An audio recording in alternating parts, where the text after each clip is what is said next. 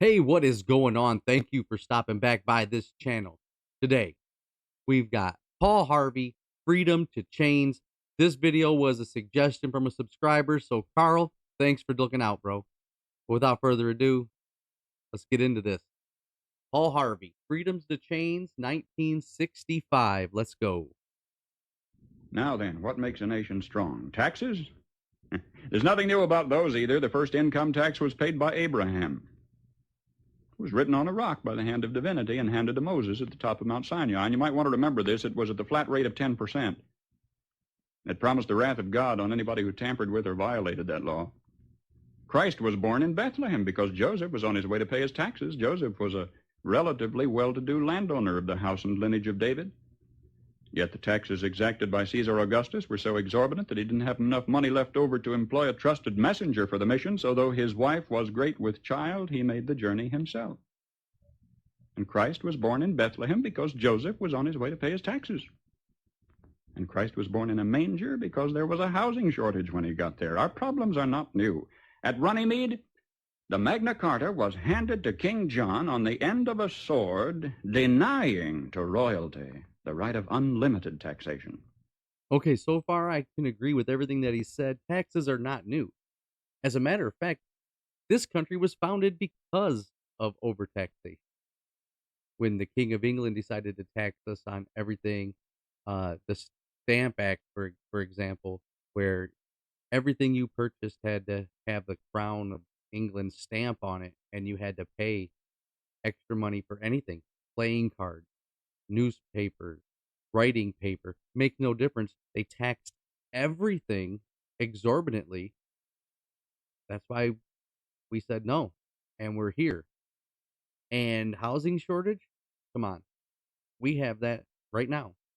Look around, homeless people everywhere. It's crazy. So let's go.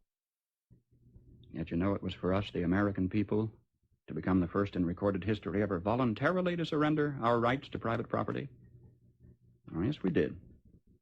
With an innocent-sounding constitutional amendment, the 16th, which says that Congress shall have the power to lay and collect taxes on incomes from whatever source derived. And we forgot to put any limit on the extent to which we could tax ourselves. So conceivably, we could be taxed out of all private property. We could be taxed not 70%, 80%, 90%, but 100%. We could awaken one morning and find that the government owns the farm and the house and the car and has a mortgage on the church, legally. And that is a scary thought. We spend our lives trying to get ourselves out a house, land, whatever, your desires are, right?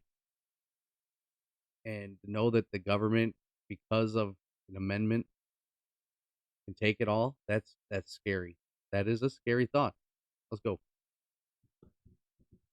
Historically, whenever any nation has taxed its people more than 25% of their national income, initiative was destroyed and that nation was headed for economic eclipse.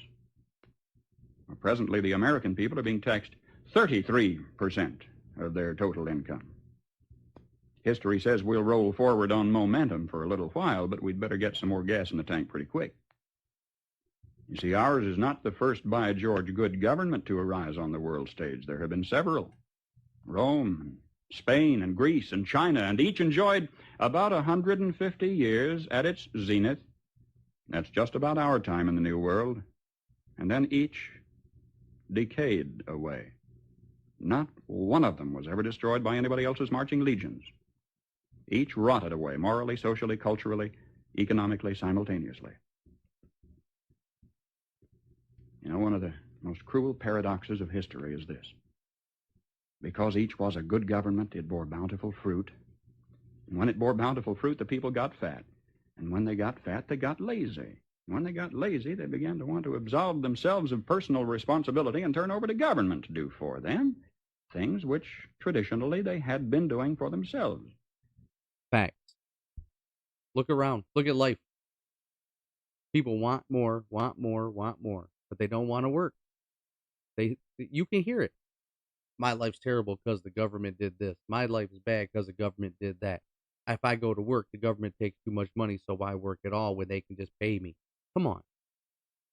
This was said in 1965, but it's true to today. I mean, think about it.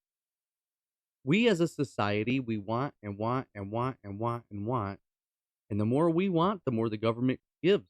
And the more that the government gives, the more they control us. Nothing is free. Nothing. You want more money as a woman on welfare. Well, there you go. You want more money? You got to have no man in the house. The incentive that they say, oh, yeah, we'll do this, but you always got to pay them something in return. That's the problem. That's the problem with big government. And when we get lazy as people, we let that government get bigger. It's nuts. Let's keep going. At first, there appears to be nothing wrong asking government to perform some extra service for you, but if you ask government for extra services, government, in order to perform its increasing function, has to get bigger, right? I just said that. Yeah. And as government gets bigger, in order to support its increasing size, it has to what? Tax the individual more. Facts. So the individual gets littler. And to collect the increased taxes requires more tax collectors, so the government gets bigger, and in order to pay the additional tax collectors, it has to tax the individual more, so the government gets bigger and the individual gets littler. Tell me that's not happening. Did the government just not hire 74,000 more IRS agents, more tax collectors, just like he said? This is facts. This is how life is working right now. And if we don't wake up, we may end up gone, just dissolved. And the government gets bigger, and the individual gets littler, until the government is all-powerful. Facts. The individual is hardly anything at all. The government is all-powerful. The people are cattle. Now, some believe that the need is for a vigorous, strong man to arise on the scene, to regulate and regiment the affairs of men. Yet history tells us there have been several such. Once upon a time, there was a nation great and powerful and good. She was suffering from the aftermath of war, from a depression. And then came upon the scene a leader, an idealist, self-confident, intolerant of criticism. Wisely, he limited his early activities to combating the financial depression. Nobody could argue with that. But in a while, he began to regulate business and establish new rules to govern commerce and finance. Some of them in diametrical disagreement with the God-made laws of supply and demand, but anybody who disagreed with those new rules was promptly fired.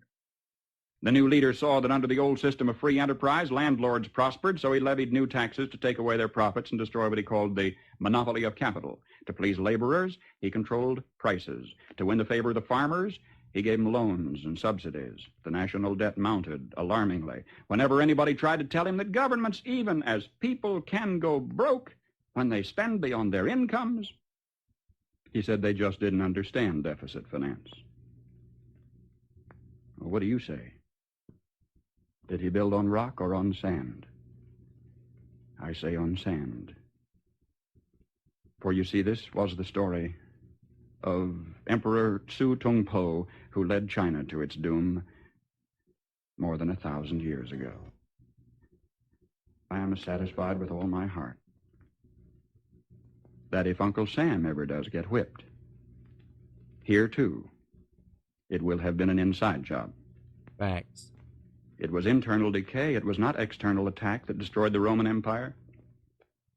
Starting about 146 BC, internal conditions in Rome were characterized by a welter of class wars and conflicts, street brawls, corrupt governors, lack of personal integrity and moral responsibility.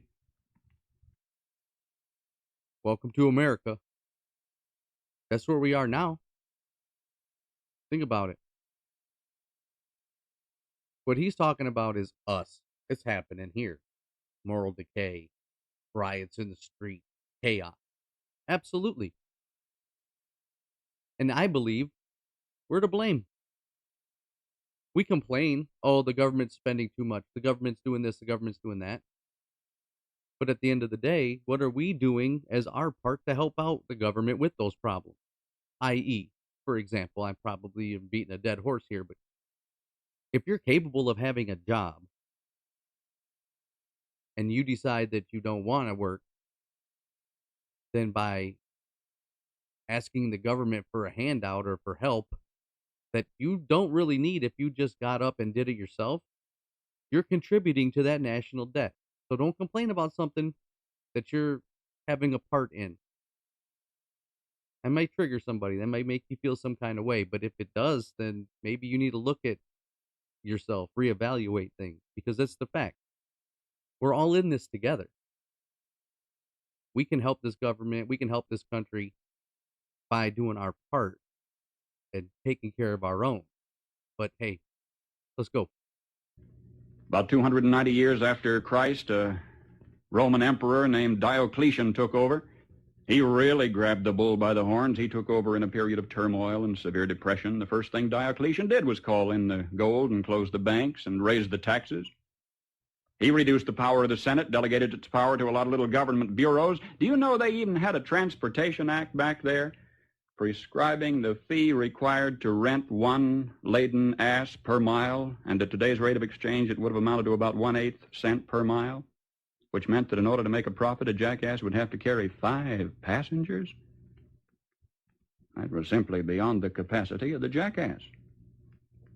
Diocletian put millions of people on the public payroll, but when this failed to do the job, the country was still in trouble. He asked more personal powers for himself. For a brief while, incidentally, they were standby powers, but then he used them all at once. He froze wages, he froze prices, he froze jobs, he stopped profits, he dictated to the farmer what he should plant, when and how he should sell it, and for how much, and he rationed food. And what happened? The labor market closed down. Incentive was gone. Farm life became dependent on bureaucratic red tape. Exorbitant taxes cost the farmer his land. He kept for himself only a small plot on which he might grow turnips for his family. He lost the rest of it to the state.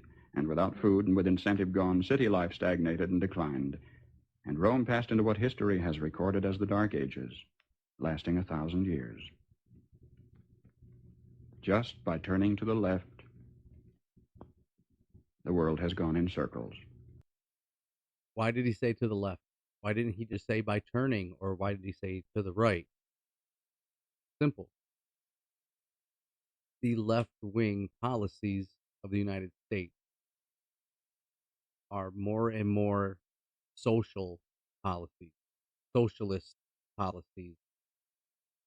They are the policies that create bigger government. They are the policies that kill ambition and incentive. So that's why we're turning to the left with everything that's happening in the United States.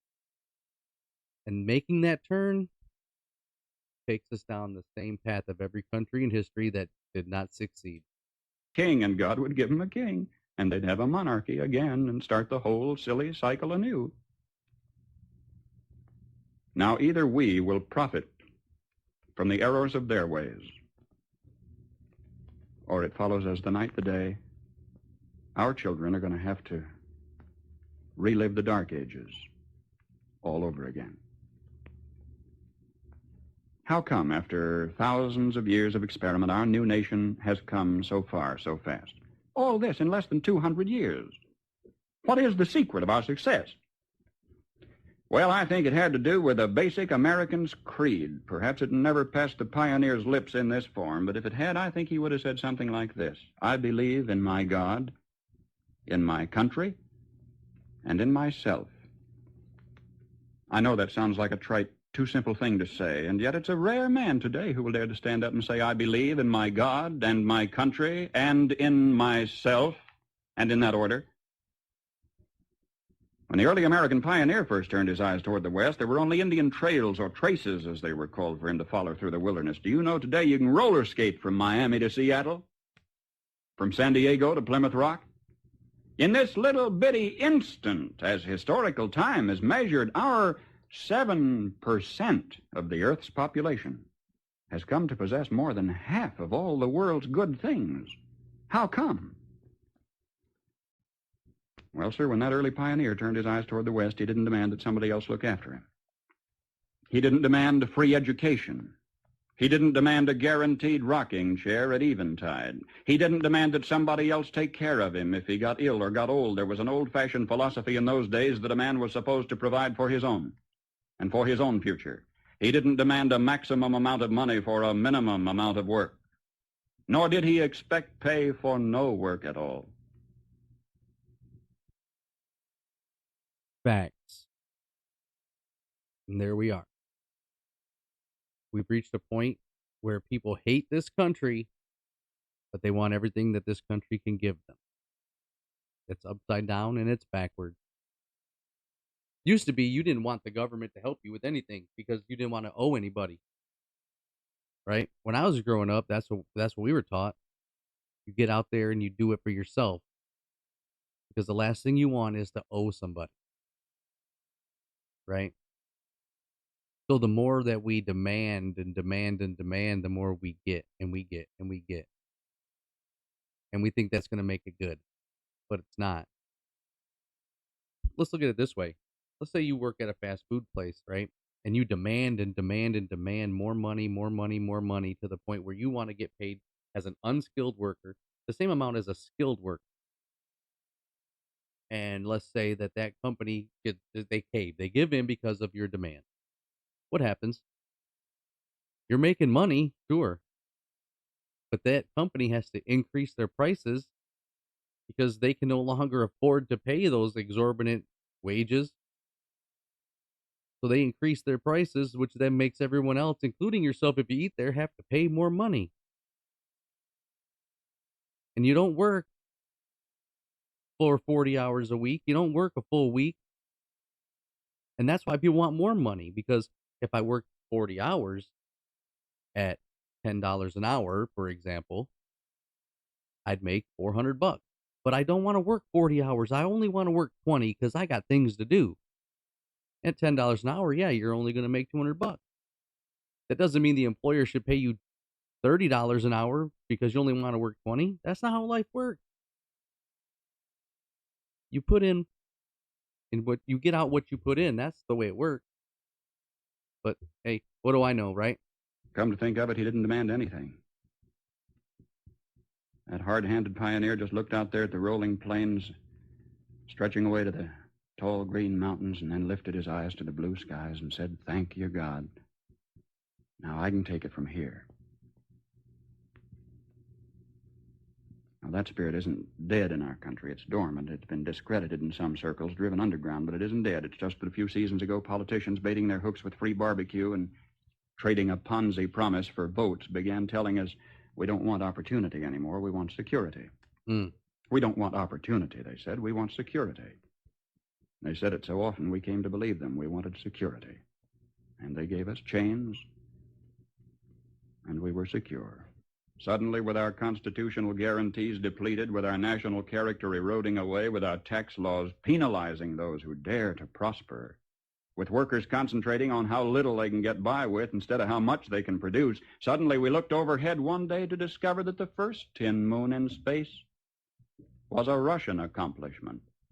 That free men dragging their feet had been outdistanced by slave workers dragging their chains. What does that mean? We are free men here in America. We are free people here in America. And we drag our feet because we don't want to go and do what we have to do. We don't want to go out and work. There's jobs available, but no one can find any because they aren't looking, right? Because of our low ambition and low, I guess you could call it pride in ourselves, that want to go out and take care of our own. Other countries where they are very socialist, their workers are getting paid nothing. They're starving. They're basically slaves to the government, and they're out producing us. That's sad. That's sad. And we were sore afraid. Perhaps this was a disguised blessing, too. Maybe a dramatic accomplishment by this Cold War adversary was necessary to get us off our dead centers and back to work again. If we can revive in ourselves, then in our youth, something of that basic American's creed, the horizon has never, ever been so limitless. For man stands now on the threshold of his highest adventure of all, his first faltering footsteps into space. 20 years from today, half of the products you will be using in your everyday living aren't even in the dictionary yet. We've got it made. If we just keep on keeping on, we've got it made. And if we don't, We will follow those other great nation-states of history into the graveyard of ignominious oblivion. History promises only this for certain. We will get exactly what we deserve. Facts, absolute facts. History repeats itself. If you look at countries and how they've fallen, we're on that path. We're on that path to destruction. And just like he said, it's coming from within. Our government wants to control us, and we want to let them. Ridiculous. But hey, these are just my thoughts. Let me know in the comments what you think. But Carl, I want to thank you again for giving me this video suggestion. This was great. If you've made it to this point, thank you. I want to really tell you I appreciate you supporting me in this channel. So if you could, give me a like and a share. And if you haven't subscribed already, please do so. And when you do, type I subscribed in the comments and I will reach out to you personally because I'd like to thank you myself. But hey, I'm Kix, and I'll see you next time.